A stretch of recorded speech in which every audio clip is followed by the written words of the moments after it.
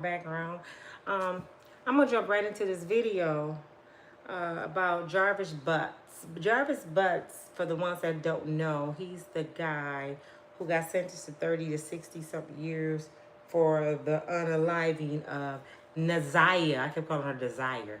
Naziah Harris, who's 13. I told y'all my grandbaby name is Doriah Harris, and she's 13. So when I hear stories like this, it really bothers me because it reminds me of my own children. Well, he unalived himself because he didn't want to face the consequences. And I told my daughter when I was watching the trial, I said, he ain't going to make it. I could see the fear in his face. He knew when he came out of quarantine. And see, I'm telling you about Michigan. Michigan got a process. I'm for sure you all have one too. But I done dealt with so many people that have been in the system. I can tell you how you go. We have a process that you go through when you get sentenced to state prison. They send you to Jackson, Michigan. It's called Jackson Prison. And it's behind the wall. That's what they call it. It's quarantine. You do like 2 weeks in quarantine where you go through testing to see if you got any, the HI, you know what. Do you have any medical issues? I mean, they pretty much take you through a whole quarantine for 2 weeks to see where they need to place you with, who they need to place you with. And a lot of Michigan inmates end up over the bridge. And over the bridge is called Mackinac Island Bridge, which is 5 hours from Grand Rapids. So it's like 7 from Detroit. And they drive you over the bridge. And up north Michigan, it's a lot of prisons. Kenshawa, a lot of prisons over Barica. My brother was in Barica. And Barica is like, the mitten. We got Michigan mitten. Barica is way up here by Wisconsin. Wisconsin is right across. And he was so far up north. We drove 10 hours and we were still in Michigan. He was 10 hours. He was 5 hours from Grand Rapids, from the bridge, and 5 hours from the bridge on the other side. And we went one winter, y'all. It was so cold. People were running around on like jet skis because it was snow like way up here in the window. They make sure them prisoners cannot go nowhere. So they take most of the Michigan prisoners over the bridge. I can guarantee you that Jarvis was going to be over the bridge. And I can guarantee you that they were sitting there with they bib around their neck and they fork and spoon, and they was waiting on him. And he knew that. One thing about prison, when you go in there for touching a kid or craping a woman, they're going to treat you exactly how you treated that person.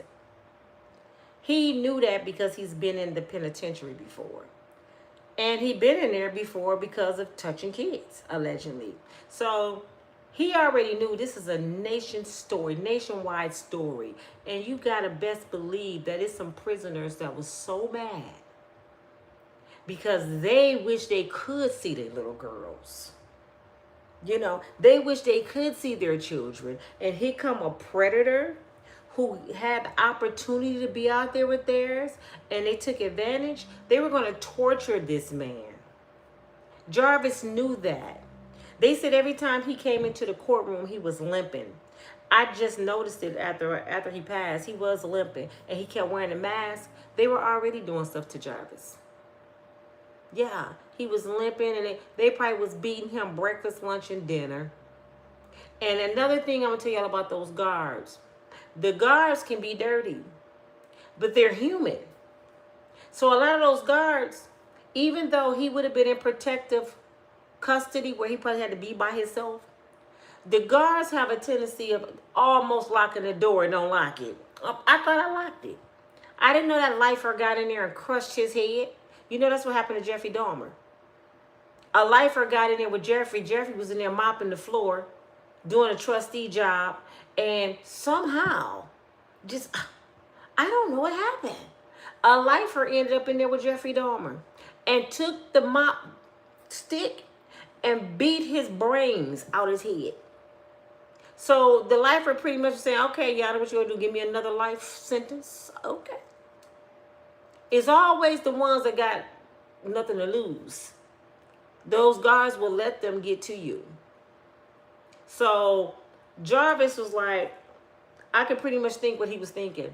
I gotta take my own self out because what they gonna do to me, I'm a coward. I cannot take what I did to those kids be done to me. So I gotta take my own life.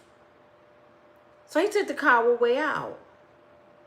However, this is not what this video is about.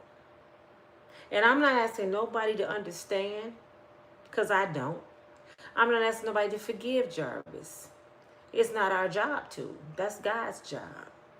I just want to bring to you some truth that's in the Bible about how Jarvis family and why Jarvis family still loves him. Because y'all don't understand that. Y'all keep making these posts saying that somebody collected his body. And family members, and I see some of the family members on there stating, we miss you, I'm hurt. And everybody calling his family demons and they should be ashamed of themselves. What's wrong with y'all? For real, what's wrong with y'all? Because y'all sound absolutely ridiculous. And I know y'all saying, Nina, what are you talking about? I want you to take one moment to think about your own children. Say your child did the unthinkable. Would that stop you from loving your child? Love don't mean acceptance. Love don't mean approval.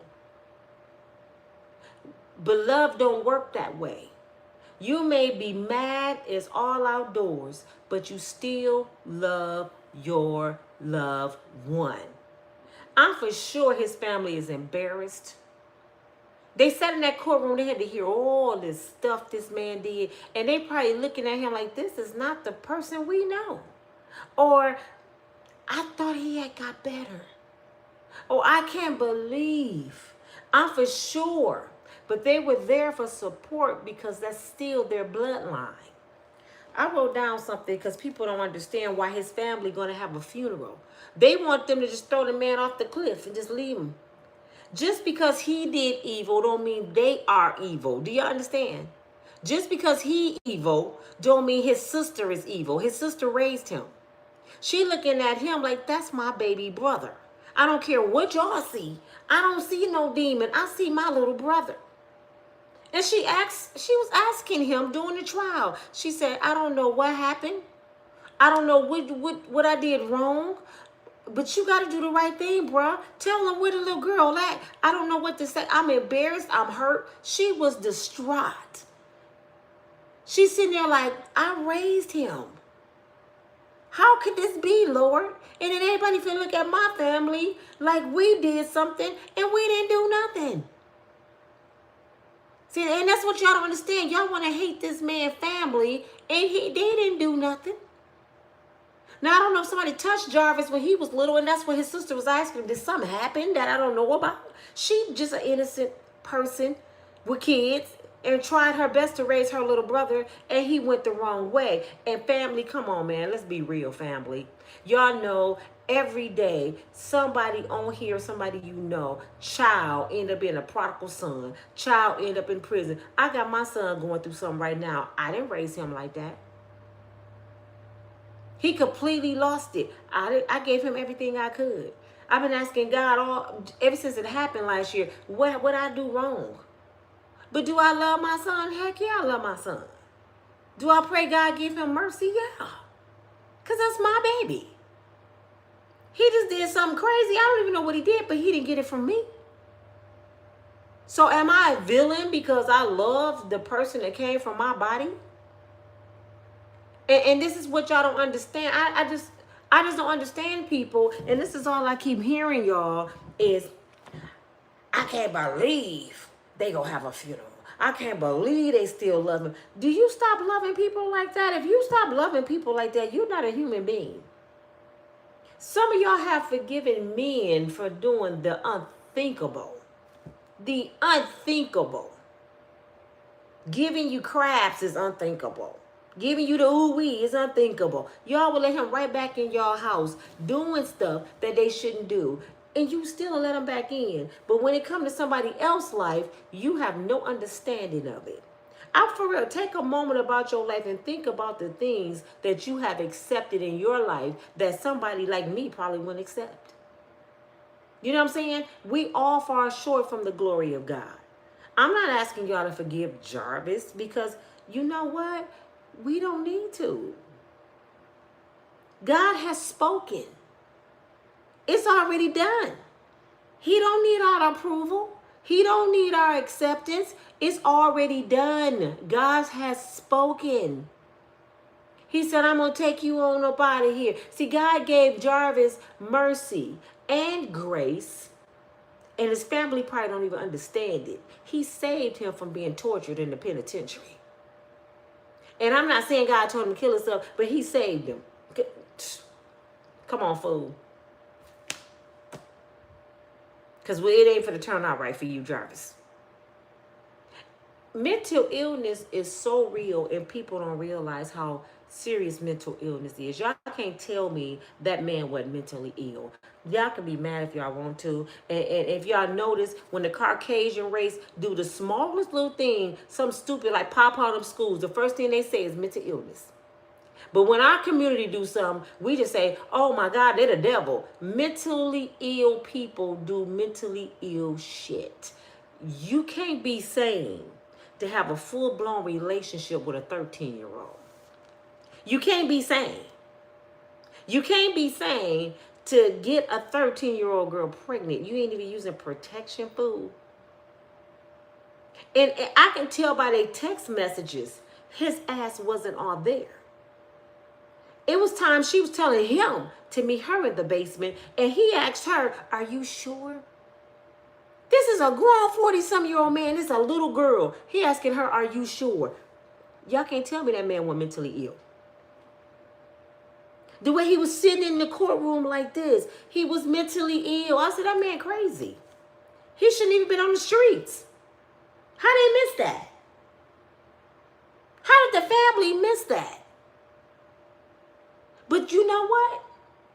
I'm a storyteller. I have a couple of stories I'm going to share with y'all. One of them I already shared, but one of them I didn't. I probably did a long time ago. But my video is love does not mean approval. Just because a family member still loves someone does not mean they approve of what they did. So let me build off of that. Love is not approval. I have a friend that lived 2 doors down from me, y'all. She had 2 kids. Okay? And I'm sure she don't care about me telling this story because she still goes through it. And it's been years now. But she had a boy and a girl. Her son was always a prodigal son. He always got into stuff, always in juvenile. I watched the boy grow up right down 2 doors from me, right? And we used to always say, man, you need to put him in juvenile. You need to do this. You need that. It's easy for somebody to tell somebody what to do with their family member when they're not in their shoes.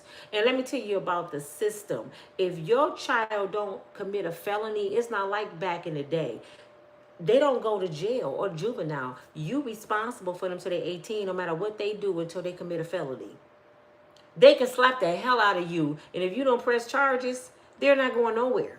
They want you to give your child a felony because they want the child to be a criminal before they actually help them. That's how bad the system is. I'm trying to save my child from being a criminal, but you want me to turn them into a felon so you can step in and help them and keep them in the system and one day shoot them on the streets. Excuse me for saying that, YouTube, but that's for real.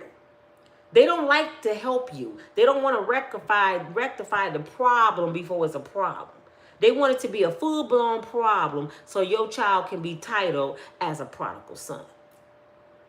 Now, when they pop him, you know he had a record. He did this in juvenile. He did that. He did. That's why they do that. Yeah, I didn't know that. Because they don't want to be responsible for unaliving a good person. So they want you to have a long record first. And you sitting there as a parent like, I cried, I begged, I plead, and y'all didn't help me. I did that with my son last year. Don't y'all remember? I called and called about Gino. They kept letting him out. I kept telling them something wrong with my son. They wouldn't help me until he committed a crime. And now they have him in the jail trying to sentence him to a crime he don't even remember when his mother begged for help. So I know what I'm talking about personally. Well, my friend, y'all, as Ron, I shouldn't have said his name, as he got older, actually you can see this story on YouTube. I don't know if it's a whole video, but you can look up Grand Rapids News. His name is Ron. I forgot his last name. But this happened on Saginaw Street in Grand Rapids, Michigan, y'all. He kept acting strange. Now, my friend didn't have no grandkids. She only had these 2 kids, no grandkids. He got this girl pregnant. She already had 2 kids of her own, right? He met a nice girl. My leg is hurting so bad, y'all. I'm sorry. He met a nice girl. He got her pregnant. She had her own place. She had her own car. He ended up moving in with her, right? Well, he started acting out of the norm, just acting weird. So his mother took him to Pine Rest. Pine Rest is the mental institution that's here in Michigan, in Grand Rapids. She took him on a Friday. They let him stay 24 hours, one day. So Saturday, they was telling her she had to pick him up. I don't know if y'all like ours is, but if you check yourself into a mental institution, because I did, after my divorce, I had a breakdown. They'll give you more than 48 hours. You better be sane in 48 hours, because if you don't have no good insurance, they're going to kick you out of the streets. This is why crazy people out here, because they don't have money. This isn't the real shit. Because when I had my breakdown, I went and said I'm having a mental breakdown. They gave me 2 days. 2. And I had to figure it out. And I did. Oh, I was about to lose my mind. But anyway, she begged them. She said, please do not let him come home. Give me till Monday. I will figure out something. I will get the money. My son is having a mental break. I think he's going to hurt his baby mom. Please don't send him home. They sent him home. He went home on Sunday. Monday morning, I guess she sent her kids to school, and they got into a confrontation, an argument. This is what my friend found out. She worked for Hope Network, right? She was not at her regular building when her son showed up. She was somewhere out in the field. A co-worker called her and said, you need to hurry up and get back here. She said, why? She said, your son is here, and it don't look good. So she hurried up and get back to her building. Her son was sitting outside on the curb, bloody, just covered with blood. She said, what the hell happened? You know what her son told her? Mama, I think I killed her. She said, what? So she gets in the car with her son. They drive to the apartment. She's shaking. She said, I'm shaking like Don. She told me this is her story herself. She said, I'm shaking like Don Knotts. She said, when we pulled up, the door was open to the apartment. He was sitting there. I told him to stay right there. She goes in. She said, Nina, when I went in there, it looked like Michael Myers did a massacre. She said from the front door all the way through was blood everywhere. Just blood everywhere. So she like, oh my God. And she see the girl laying there in the kitchen. She runs out the door. She runs to the neighbor because now she's scared of her son. He's still sitting in the car. She goes to the neighbor. She's like, help me. You pretty much, the girl is dead. My son is in the car. So the neighbor calls 911. So when the police got there, they surrounded him and they got him. The first blow to this little girl was the back of her skull with a big Michael Myers knife. He just in the back of her skull and pulled it down and continued to do this to her. I can't say certain words, over 50 times. And she was pregnant with his only child. And then when he went to his mama, he was back to himself. And all his mama can do on the news is say, I begged y'all. I begged you not to let him go. Could you imagine those workers that let him go? Could you imagine what they was thinking? He was just here, and we let him go. If we wouldn't have let him go, the girl wouldn't be unalived right now. Her family should have sued the state of Michigan. And the sad part about it, because I remember it like yesterday, when the school buses was pulling up, it was around school time. It was like 3 o'clock came around. The police was so much around the house and the streets, they had to tell the bus driver, keep going, because it was so gruesome. And her kids on the bus like, why we not getting off? And they had to meet the bus around the corner and pretty much take the kids and take them to where they had to go, probably family members. But they couldn't even let the school bus stop. It was just so many police and stuff. And the kids looking like, pretty much that's our house. So the family was mad at his mama. She did everything she could to stop it.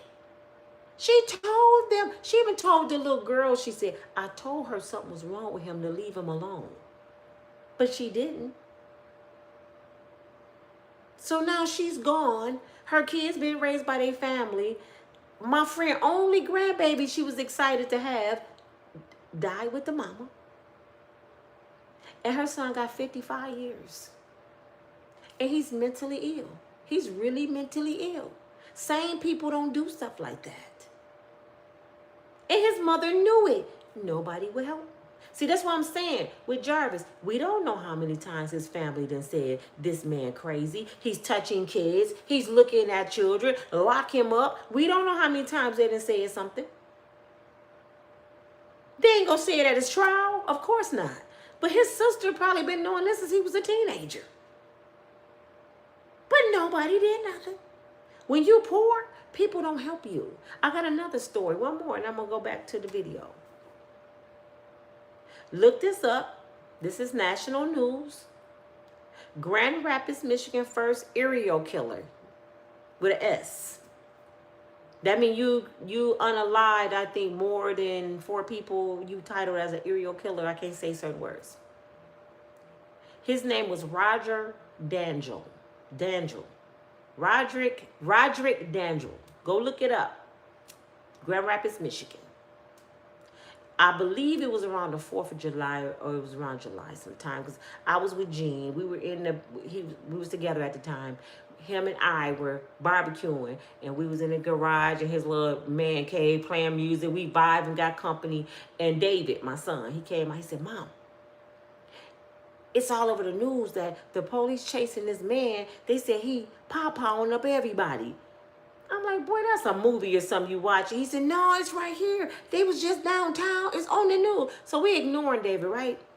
David comes back out. He said, Mom, look, there go the helicopters. So we looking, and helicopters flying everywhere. I'm like, something is really going on. So we go in the house and look at the news.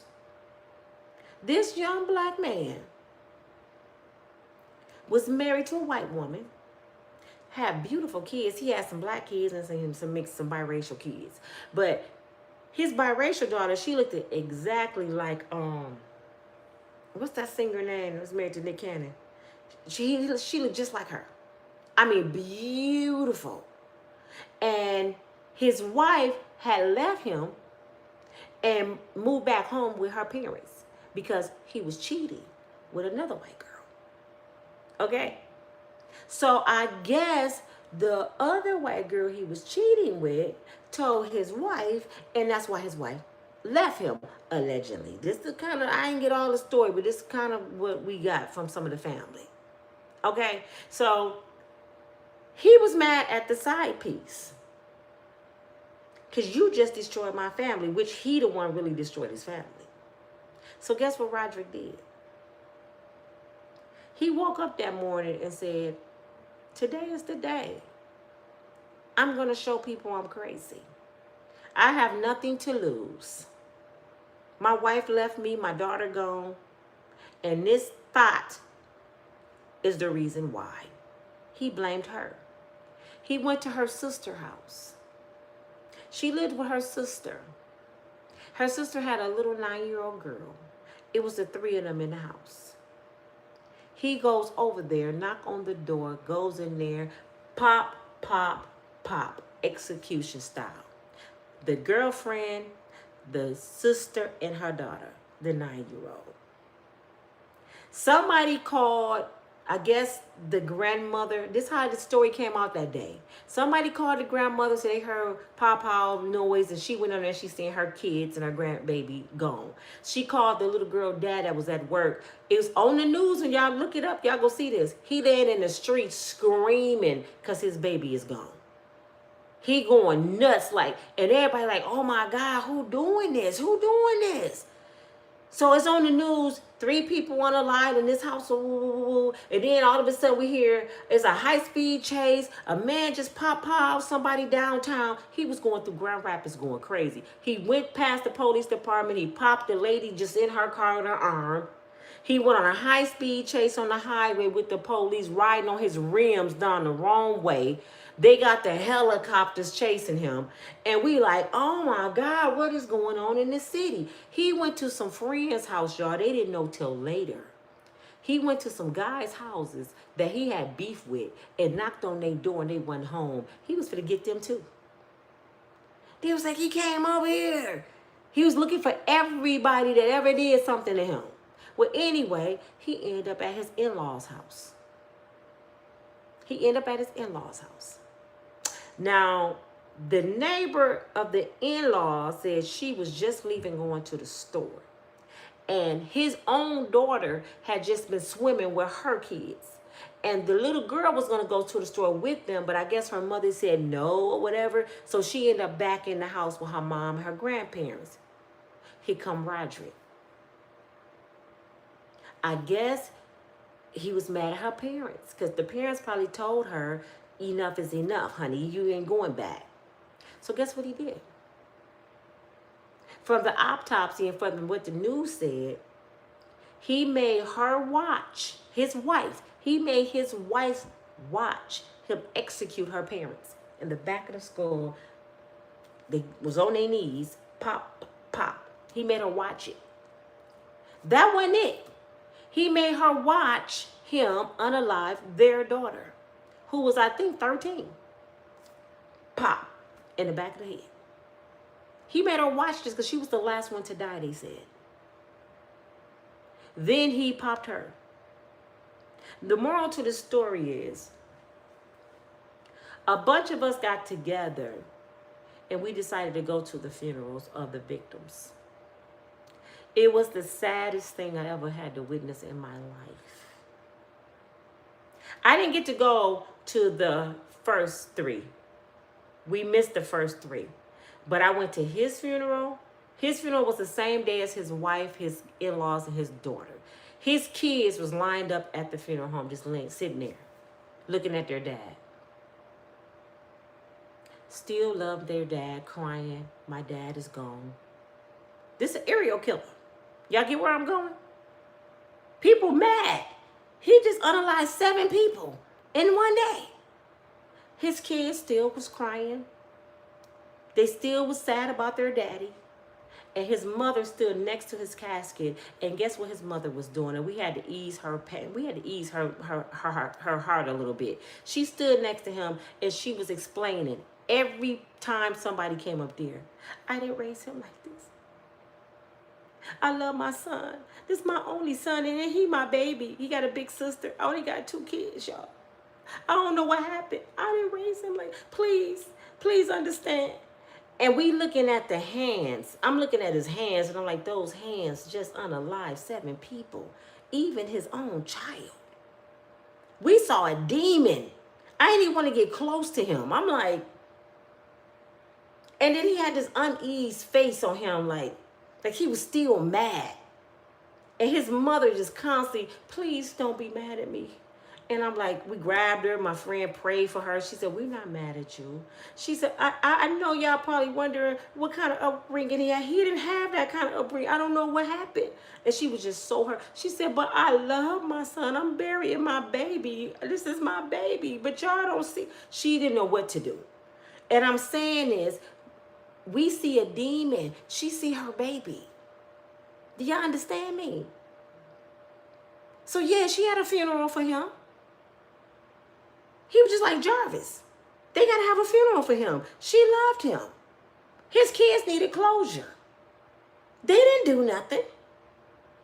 They don't even know why he did it. Because good-looking black man.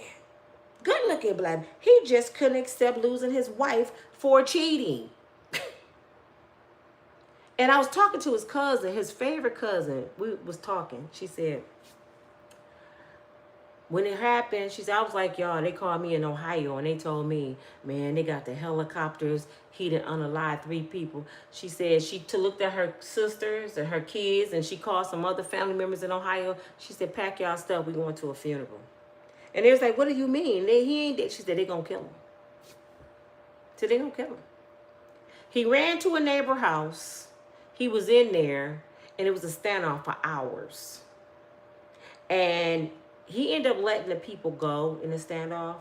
The lady prayed with him and talked to him, fed him, and he ended up letting her go. The police went in there and they claimed he unalived himself. I don't believe that. You just unalived 7 white people and you a black man. You didn't unalive yourself. We already know what happened.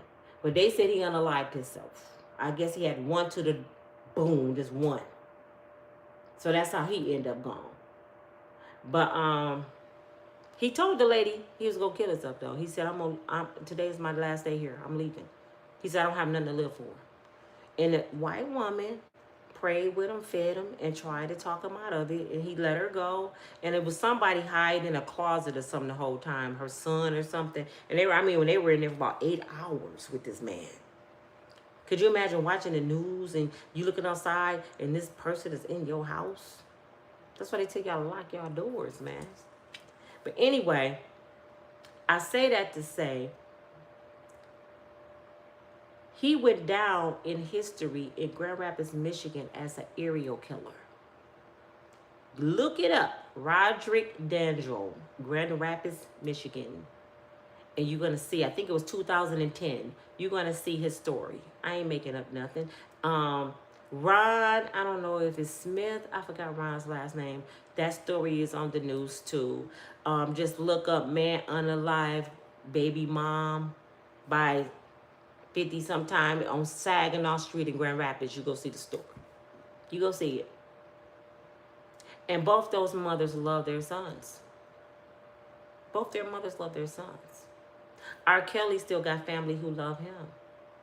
Diddy's mother still showed up in court every day, didn't she? And y'all was wondering, how she supporting that demon? The demon came from her. That's her son. Everybody mad at Usher right now because he just got into it with Justin Bieber because Usher pretty much said, the Diddy y'all know, I don't know that Diddy. Diddy was my big brother. Is he lying? We don't know. But as far as we know, he said Diddy was like a big brother. Diddy didn't do nothing to him. But everybody want him to hate Diddy. Y'all got to realize this, man. Prime example.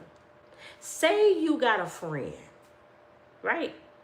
Say your friend go rob somebody, right?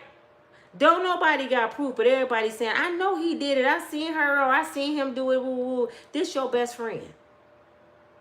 Are you going to stop loving and liking your best friend because of what they said he did or she did and he never robbed you? This my writer. This my boy. What are you talking about? This is what Usher was saying. Diddy is the reason why I'm Usher. Diddy never done that to me. I hear the stories, but I can't judge him like that because he never done it to me. And everybody mad that he don't feel the way they feel.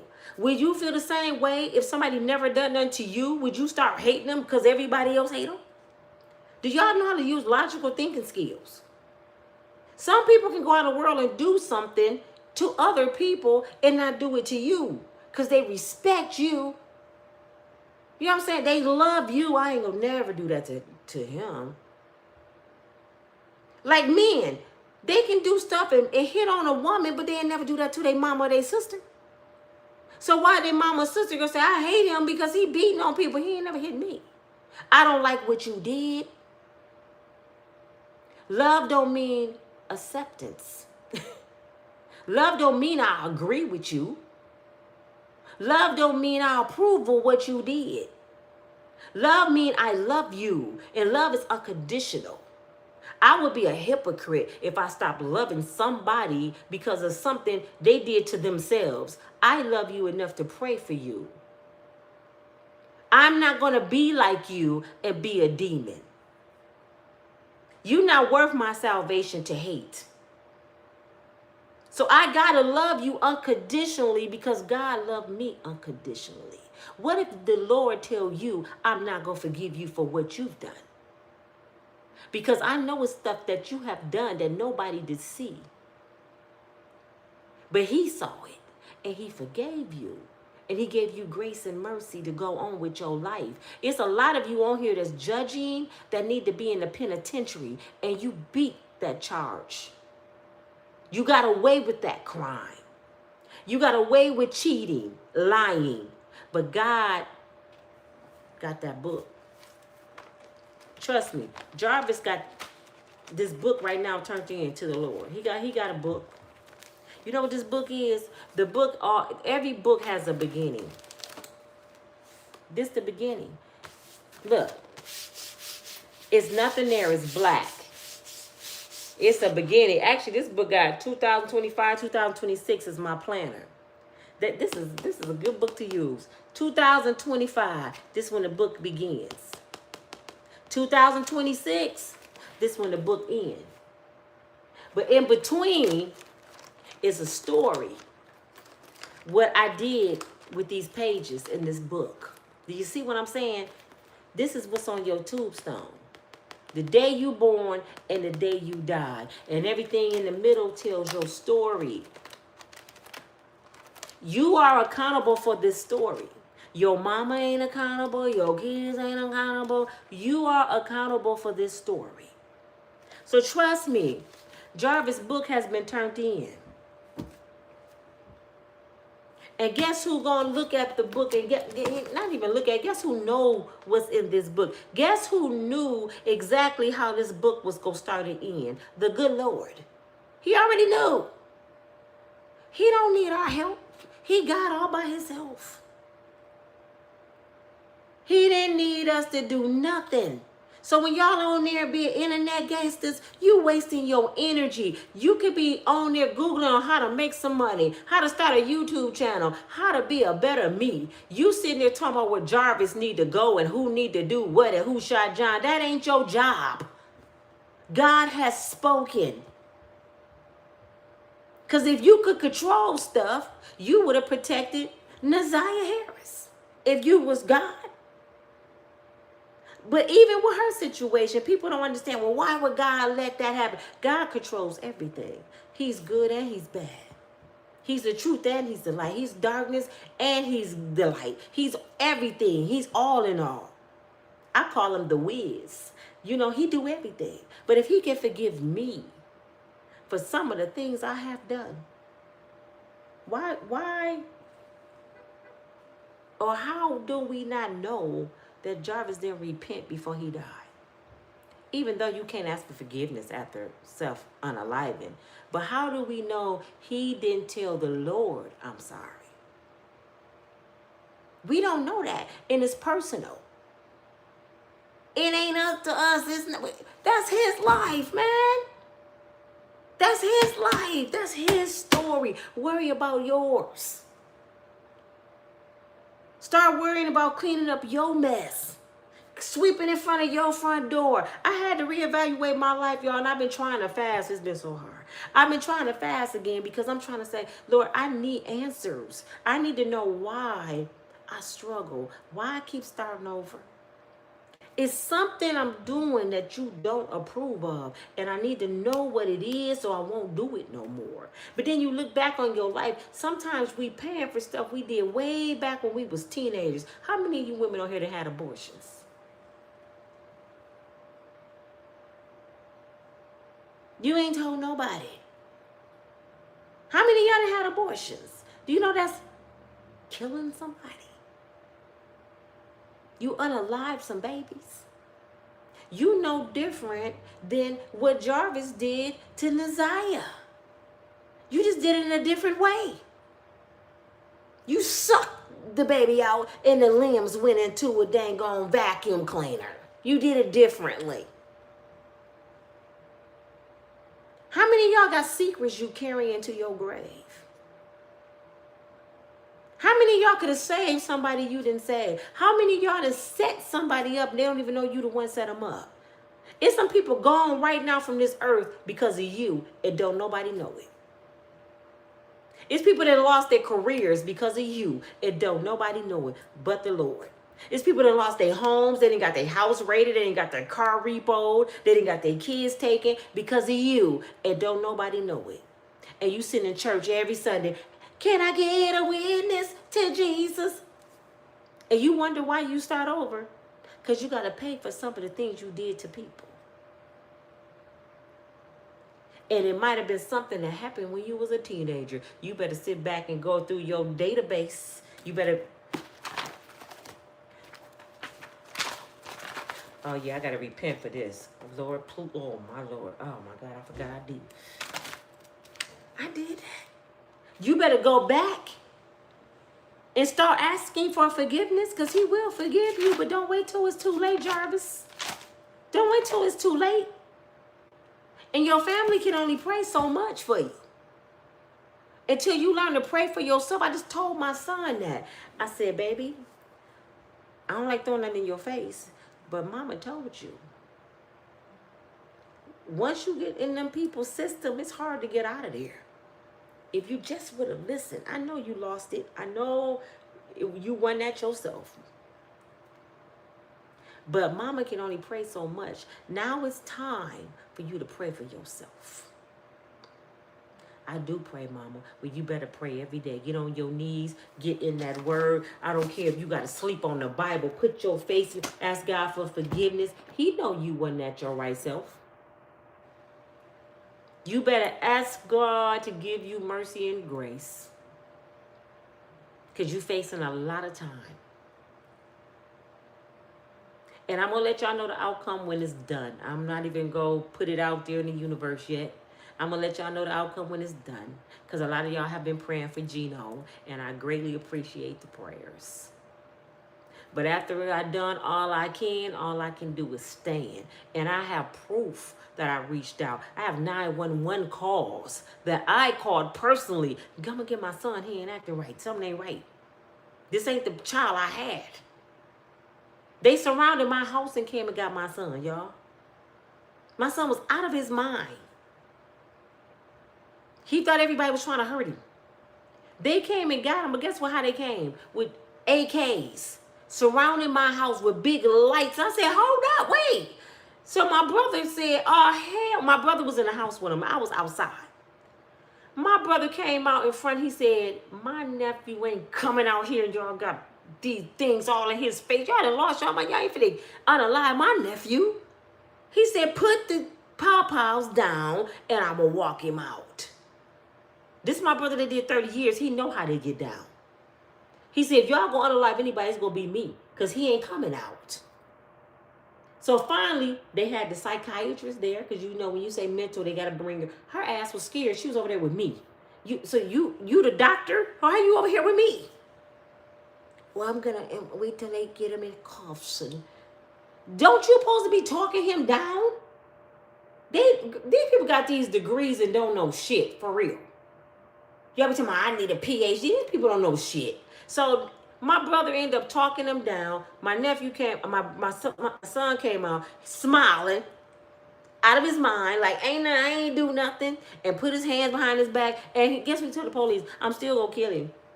Because he's talking about this dude that he thought that wanted to do something. Who tell the police that in their right mind? The police said, oh yeah, he ain't at himself right now. So we ain't even go listen to what he's saying. He's like, you mad? Yes. He was still mad. Guess what they did? They kept him 24 hours. I went to Hope Network 180, and tried to get him a bed in Pine Res. They told me, oh, it's a process. It takes a process. Then he's 26. You got to get power of attorney, and you got to do this, and you got to do that. I'm like, what? So y'all gonna let him right back out? He got right back out. 4 days later, he committed a serious crime. And when the police came and told me about the crime, you know what they said? He wasn't at himself. You think? I could tell he was out of his mind. No. Are you kidding me? Well, it's serious. Are you really? Thank God nobody got hurt. Y'all let him out. Now he's in a situation fighting for his life because they wouldn't help. See, that's how I say, when I see stories like Jarvis, people be asking for help. Now, Naziah family, I don't know, because they could have did more. Her grandmother and his ex-girlfriend or wife or whatever, they could have did a whole lot more. They could have been calling the police. All they had to do was take Naziah to the doctor. They could have proved it, but I think they knew. And I don't think they wanted Jarvis to go to jail. So they blamed Naziah. She is a fast-tailed little girl, and she know better. And I heard this, and that's why her mama out there, and they blamed her. I think they was covering for him. And he might have paid them. His own daughter got on the stand and testified and said, you took my innocence. You did this and that to me, and you took my best friend, which is my cousin. His own daughter. So why was he still able to pull up in the driveway to visit if he had already done this to his own daughter? Couldn't have been my mama. Because my mother would be like, come on in. Mm-hmm.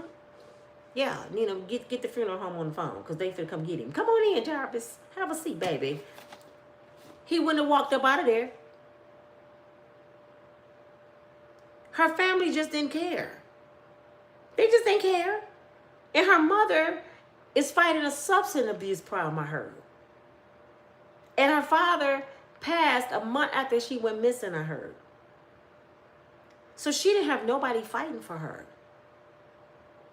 And all the ones blaming her mother, I got a story for that too. I'm going to let you go. It ain't really no story, but I've dealt with someone who had a substance abuse problem.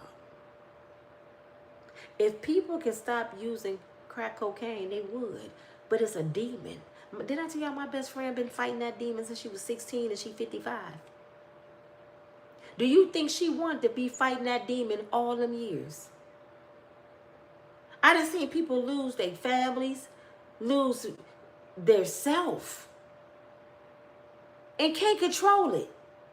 I know drug addicts right now that when I was a teenager, the Nino Brown stage in the 90s, when I watched some of these people get high, still out here at the gas station, 60 years old. Do you think if they could control it, they would still be doing that? It's a mental illness. Drugs ain't nothing easy to beat. That's why you ain't supposed to pick them up. Her mama heard these stories, man. Her mama knew she was missing. Have they talked about her mama? Her mama's still somewhere, probably doing it more now. So she wouldn't even think about her baby being gone. It's sad that when you poor, man, when you poor, you don't have resources. It's sad that you get punished when you poor. It's sad that it's people outside right now because they're poor. Good people. Love the Lord. Probably used to have a family. Because they're poor, they're outside on the sidewalk. If you don't have money, you really don't have no hope unless you just keep holding on to God. I'm going through the situation myself. I lost everything. But my sanity and my faith. And my faith is all I need. But everybody I called before it happened with my house and afterwards, they told me, we don't have help.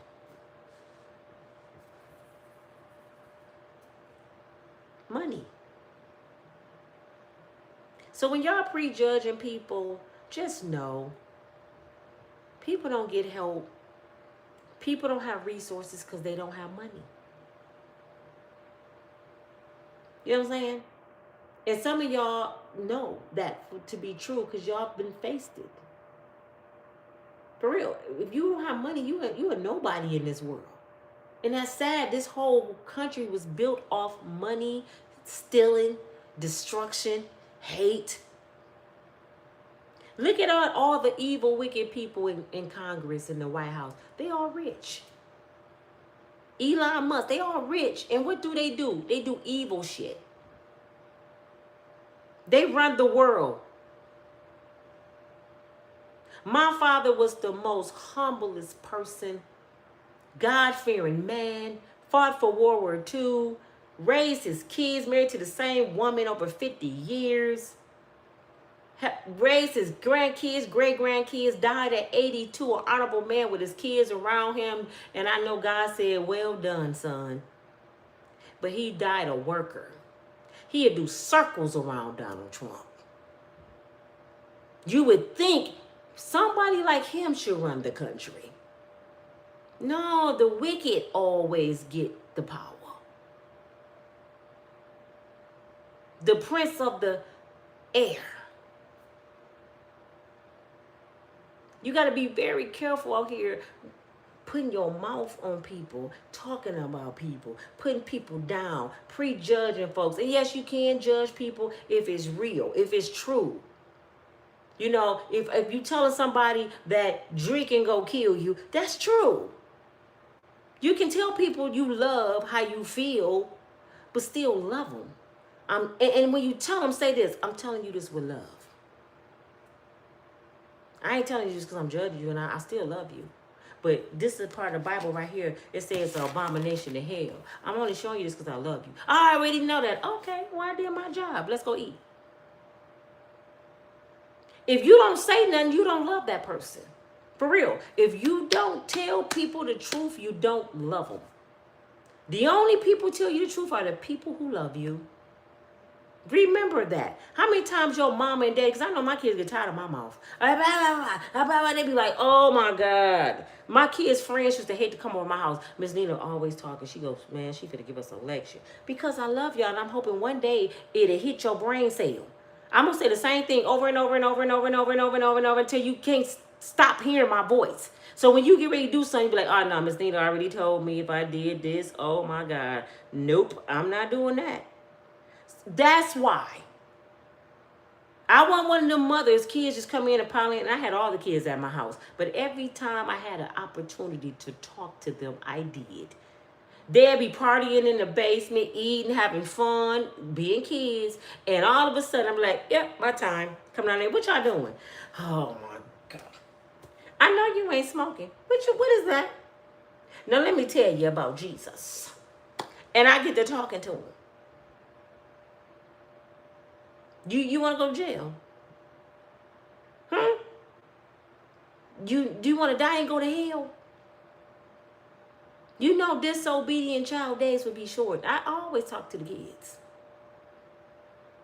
And when I'm dead and gone, I hope they still around here. I hope they sit around and be like, y'all remember how Miss Nina used to talk to us? Y'all remember Miss Nina did this? Y'all remember when Miss Nina did? I want to be remembered in a good way. But I'm saying this to say, y'all, love do not mean acceptance. Love do not mean approval.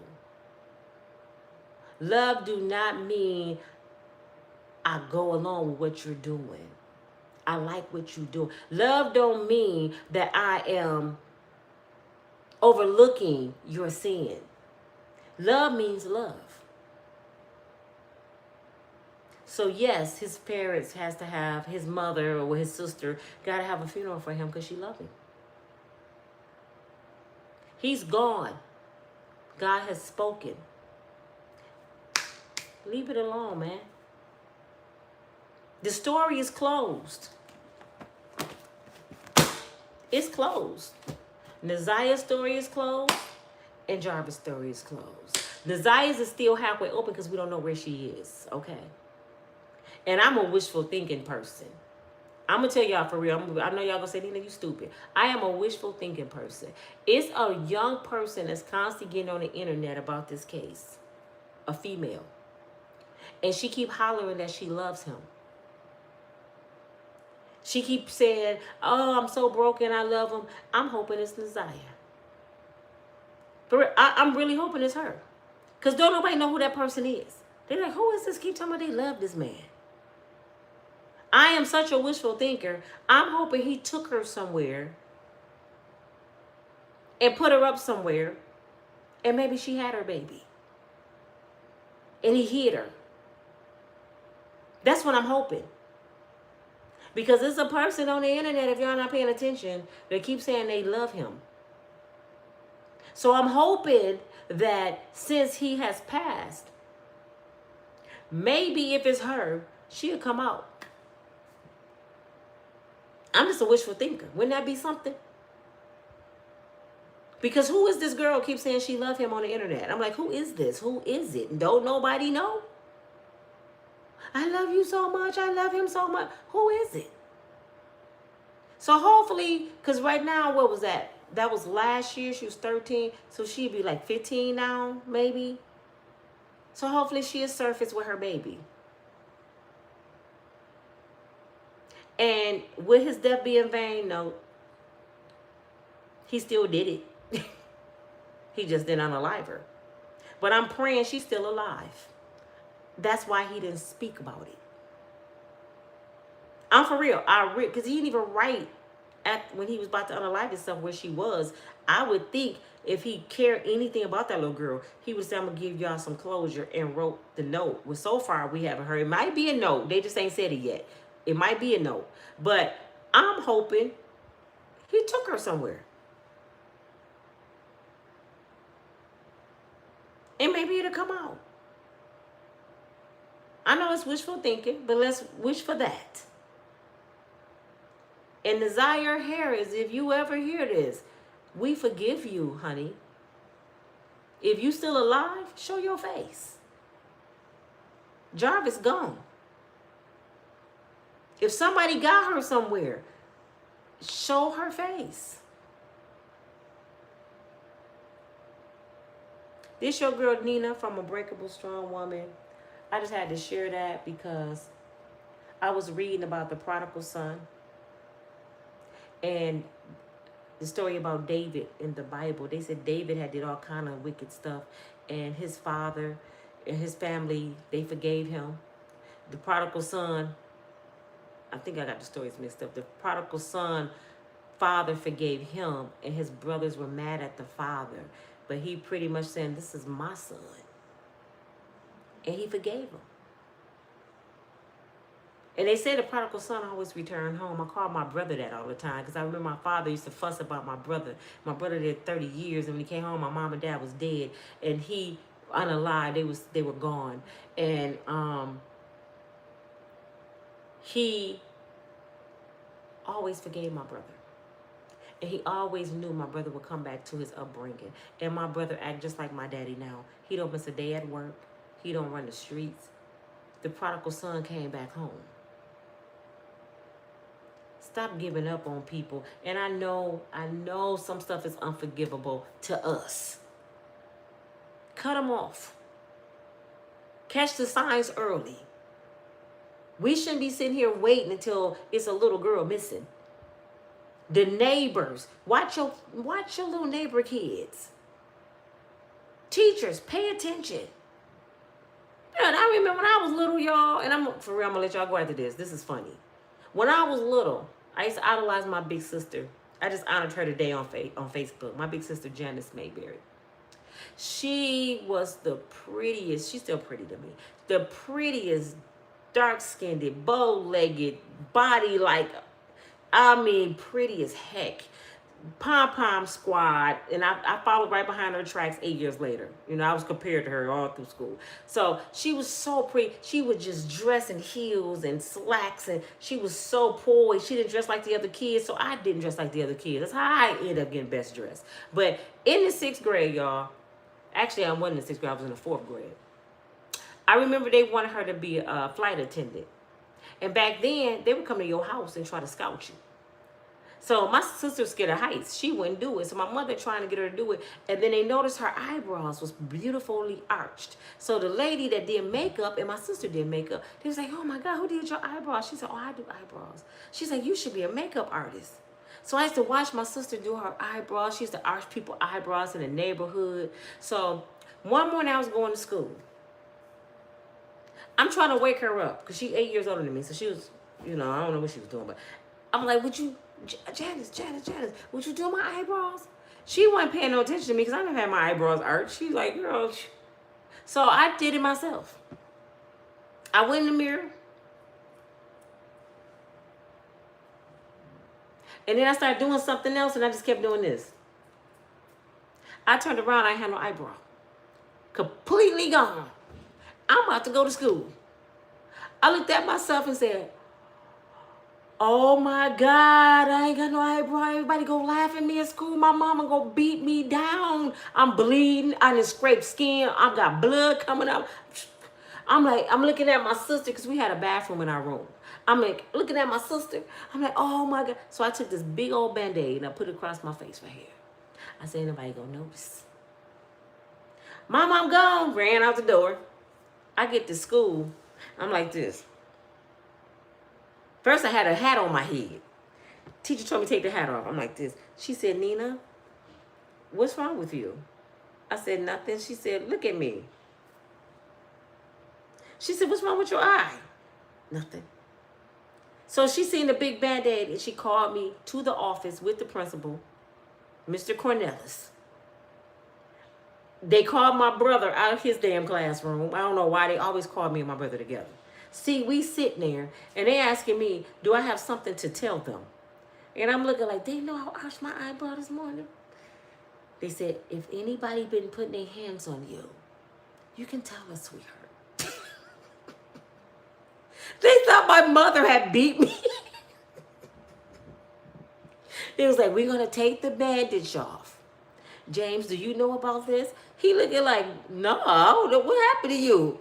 And I'm sitting there, I'm crying. So he looking like, I don't know what's wrong with her. So the more I cry, the more concerned the teacher's getting. Like, honey, listen, we're going to take the Band-Aid off. And we're going to see what happened. You don't have to hide it. I'm starting thinking twice, like, maybe I should say my mama did it. Then I won't get in trouble. So they snatched the Band-Aid off. If you would have read the faces that the teachers had in there and the principal, they said,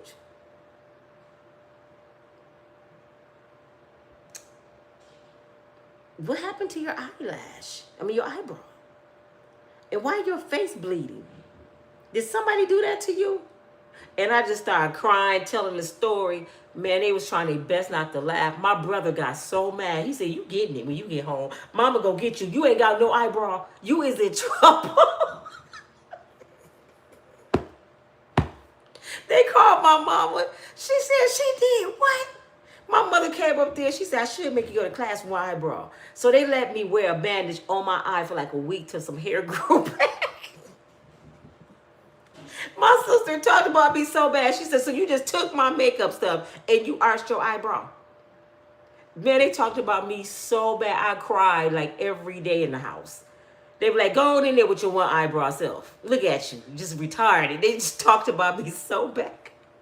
But I'm saying, you got to pay attention to the kids. Now, what if I had been beat up by my mama and nobody paying attention? That teacher was right on it. She said, why you got that Band-Aid on your face? So I say this to say, pay attention. Ask your grandkids questions when they come over. Be the nosy grandmama. Be the nosy neighbor. Sometimes everybody need a Miss Parker. We had a nosy Miss Parker in our neighborhood. She knew everything. You left in some green gym shoes and you came back in some red ones. Did you steal them, boy? I'm going to ask your mama, do you got some red shoes? She knew everything. So it helped us stay in order. Like, man, don't go over to Miss Parker Hotel. We couldn't do nothing. Miss Parker knew everything. I think Miss Parker had cameras on the light posters outside. She knew everything. But this your girl Nina from Unbreakable Strong Woman. For real, on a real note, y'all, put God first. Learn the word. Love the Lord. When you love God, you have a different perspective of life.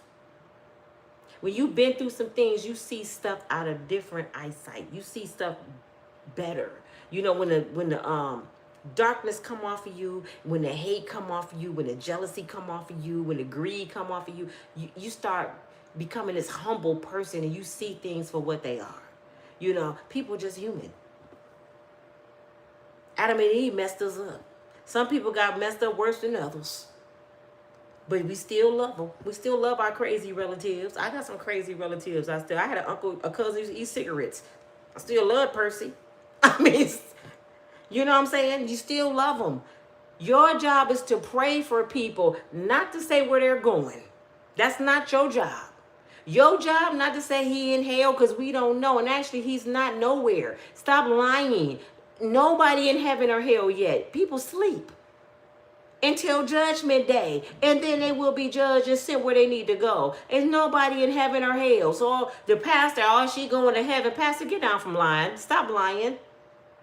You know Jarvis going to hell. Stop lying. Jarvis sleep right now. For real. My mommy and my daddy, they sleep. They're in a deep trance until the Lord blow air back in them or send them where they need to go. Ashes to ashes, they're back to the earth until he decide where they're going. We don't know what heaven or hell is because we've never been there. Actually, I think this is hell. And if it's not, it's real close. Because I've been through some things, believe me. And if hell worse than this, Lord, and the high flashes I get, I don't even want to see it. So I'm trying my best to get somewhere. Lord, I hope I get to you. I'm going to try my best because I can't take no high flash. If hell's hotter than these high flashes, oh no, I don't want to go there. I promise you I don't. But this your girl. I love you all. I'm praying for you all. Pray for me. All of us fall short. All of us fall short.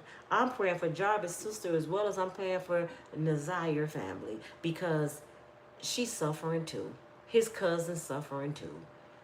His other children suffering too. It's nobody win in this situation. Y'all go look up them stories I told y'all about. They're really good. And pray for those families here in Grand Rapids too. I'll talk to y'all later. I will read y'all comments, but I'm having a hot flash. I'll talk to y'all later. Bye.